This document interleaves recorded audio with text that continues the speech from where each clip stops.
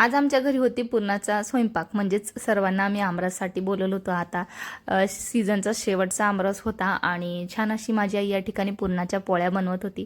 तर आम्ही ना खापरेवरच्याच पुरणपोळ्या बनवत असतो. मी नेहमीच सांगत असते की आम्ही खापरेवरच्याच पुरणपोळ्या बनवतो. तर ह्या ठिकाणी मस्त अशी चूल मांडली आणि चुलीवरच माझी आई पुरणपोळी करते आणि ती इतक्या सुंदर पोळ्या करते ना, काय सांगू.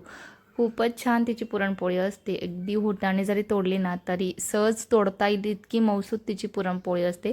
आता काही भागांमध्ये याला मांडे म्हणतात, पण आमच्या खानदेशी भागामध्ये याला खापरावरची पुरणपोळीच म्हणतात आणि तव्याची जी पोळी असते तिला तव्याची पोळी म्हणतात. तर ह्या ठिकाणी माझी आई छान अशी गोल पुरणपोळी बनवते आणि तुम्ही बघू शकाल हातावर किती छान अशी गोल बनवते ना ती. तर ही कला ज्याला अवगत असते त्यालाच येत असते. तर मस्त अशी या ठिकाणी खापरावर पुरणपोळी टाकली आणि दोघी बाजून तिला छान अशी शिजून घ्यायची आणि मस्त अशी आमरससोबत एन्जॉय करायची. तर तुम्ही बघू शकाल या ठिकाणी आपली पुरणपोळी एक साईडने मस्त अशी शिजली आणि तिला पलटून द्यायचं आणि यासोबत सार, भात, मस्त कुरडई, भजी, पापड तयार करायचे आहेत.